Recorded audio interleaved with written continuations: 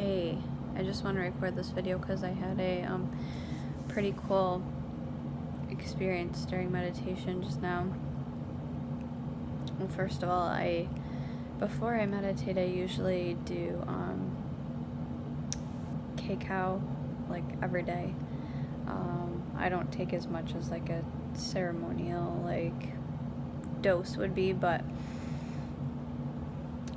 I do a little bit and then I shower and then I meditate. And usually by that time, like, it's kind of hitting me, and usually I get some, like, I don't know, not always, but I get some good, like, visuals and stuff, and it seems to help me, like, meditate easier. So, first thing is just now, I don't know if I did more than normal or what happened, but toward the end of my meditation, it was like, I don't know, I felt like if you have that experience where when you're drunk and you lay down in bed and you close your eyes and it feels like the room is spinning, although normally when you feel that, like, it feels like you're gonna be sick, like, this sort of felt like that, except instead of like spinning, it was more just like moving back and forth, kind of like, I kept thinking like, wow, it feels like I'm on like a really high speed like version of like the pirate ship at like a fair or carnival or whatever where they'd have rides. Like, it was just going really fast and it wasn't making me sick, but it was like, what a weird experience. So that was cool. But more importantly, what I wanted to say is, like, I'm not sure why, but I was all of a sudden getting this almost like very scientific explanation of the whole twin flame thing, and what I was shown is, true to, oh, there's my dog, true to what I had believed, is it is literally like an atom split into two for the purposes of, I mean, there's so many of us here now, it's for the purpose of raising the vibration of the planet, because this is one of the main ways people are motivated to raise their vibration. And it's not just like you want to do it, it's like, it's science. So I was shown basically it's like an atom split into two. Sorry, my dogs are having a weird moment right now. An atom is split into two, and sure, it's for the purposes of experiencing duality, and that's what happens on our planet, but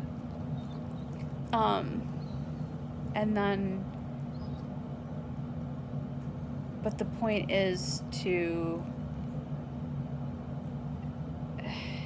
okay, I'm trying to like process this as I explain it, because it was like shown to me, but I feel like if I explain it the way it was shown, it might not make as much sense. But okay, so an atom is split into two, and then it takes you however long to like meet that person in this lifetime.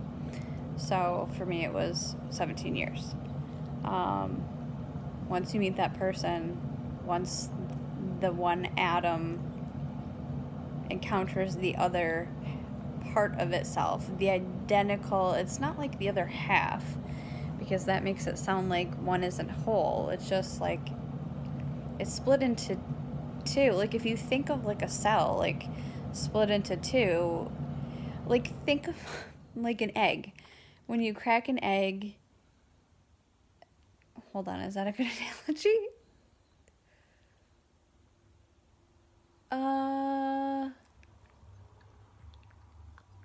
I mean, I guess it could be. Like, you could split one yolk into two, like, fried eggs, if you're good at, like, maneuvering the yolk and the liquid out of the egg the right way. But you get what I'm saying. Like, basically, you take an atom and split it into two. That doesn't mean that each one on its own isn't complete.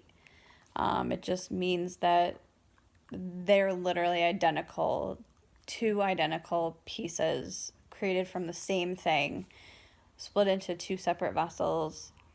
And once you encounter, for the purposes of experiencing duality, but more importantly, for the purpose of encountering and then raising the vibration of the planet, because that's what needs to happen right now. So say, okay, you meet your twin flame, whatever you want to call it. From that moment, once those atoms, once those consciousnesses have found each other, there is no separation. So any separation that actually plays out in a 3D world is just that. It's not real. So the way I was shown is like there's a line, and imagine like an atom on each side. You know, like one might be going up and down, almost like I kept picturing those, like if you're in a recording studio, which I know nothing about, but like you see them like moving the little things up and down. It's kind of like that. Like one atom might go up and down, depending on their vibration, and the other, same thing. Now, to be in union, or whatever, any true union happens at a higher vibration, like sacred union. But in order for the two to be in a harmonious relationship, I guess you can say, the vibrations have to match perfectly.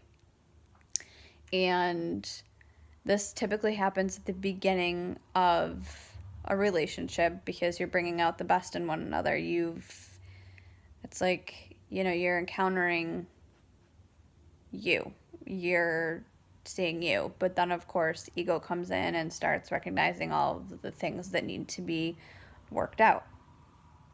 And the purpose of doing that is to raise the vibration, if we're speaking on a spiritual level.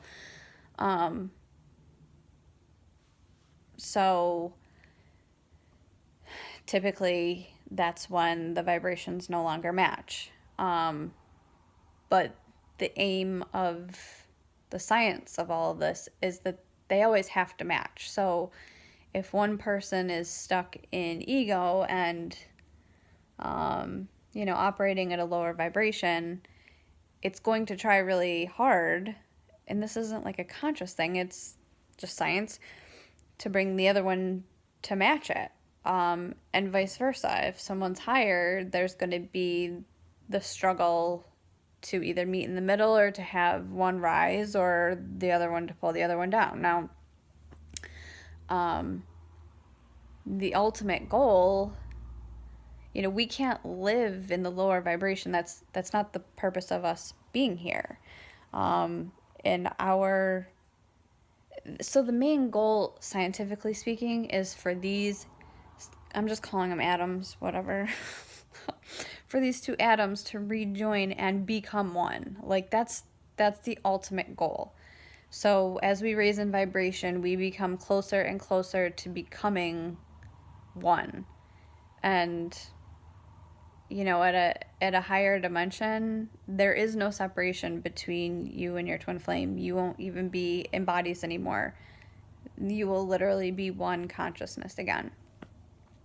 So that's the goal. It's just science to try to make that happen. And in a lower vibration, that's just not possible. So we can't, for example, with my twin, there are points where one of us is at a lower vibration, and it feels like, okay, well, I could just give into that, and because then we'll be together, like we'll see each other and we'll get to hang out and we're spending time together, but because you're lowering your vibration to meet, it feels comfortable and it feels like the right thing to do at first, but because then the two atoms are happy, but the vibration is so low that you can't sustain that. That's not the point of it.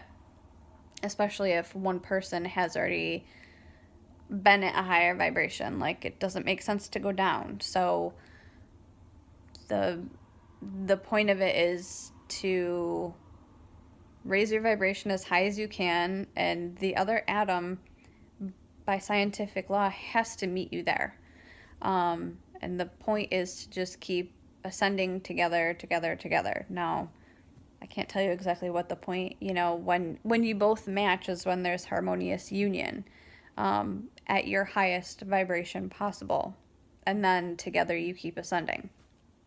So I was also kind of told, whatever, that like the reason twin flames are romantic is because there's like, if you think about two people physically in bodies, like having a sexual intimate relationship, like there's not a way, like that's the easiest way for these two atoms to be as physically close but be in separate bodies as possible. So twin flames can't happen in family dynamics or with friends, or with pets. Like I've seen people say, "Oh, my dog is my twin flame," and like it's not. I'm sorry.